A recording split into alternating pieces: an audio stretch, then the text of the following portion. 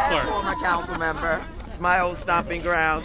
Thank you so much, Richie. It's so great to be here this morning with the New York delegation to really celebrate and drive home the point that we have done our job to build back better. I'm Congresswoman Yvette Clarke, and I proudly represent New York's 9th Congressional District, which is in Central and South Brooklyn.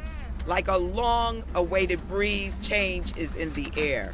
And this Thanksgiving, I am giving special thanks to the Biden-Harris administration for the national leadership, acting on behalf of all Americans and ushering in a new era of transformational investment.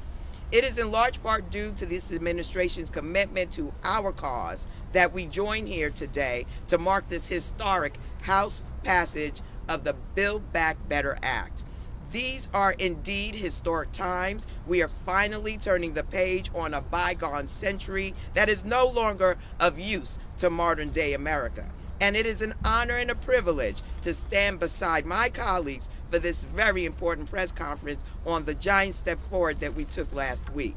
We passed the Build Back Better Act to deliver unprecedented investments that will help all Americans find solid ground again, especially in Brooklyn, where working class communities of color and immigrant families have borne the brunt of the health care crisis, economic instability, and massive displacement, all of which has been exacerbated by the COVID-19 outbreak.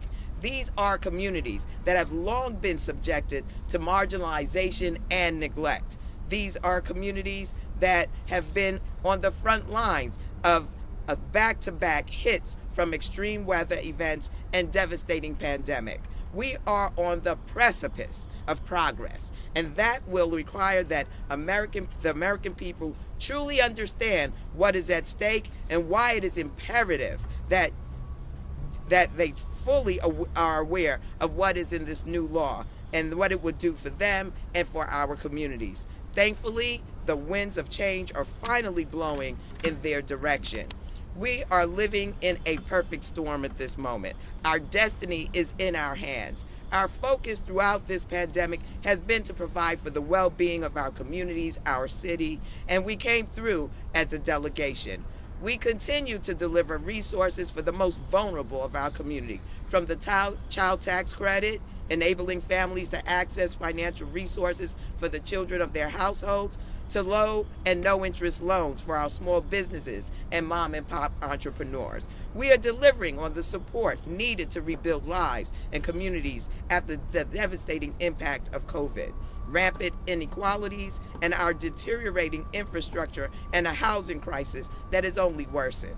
We held strong to our conviction that any package passed must bring immediate and tangible change in the lives of working people. And I'm proud to say, following the months of hard work and living in the sausage-making factory, the debate and the compromise, the Build Back Better Act is that package. To my fellow Brooklynites and all New Yorkers, we're finally getting the support we need and deserve to make a difference in the overall health care, education, transportation, and to meet the needs of challenging times, climate change, broadband deserts, and the installation of new and emerging clean energy modalities, energy efficiency, and creating new green spaces in areas long deprived of it. This transformational legislation will push all of us ahead like few bills before in American history.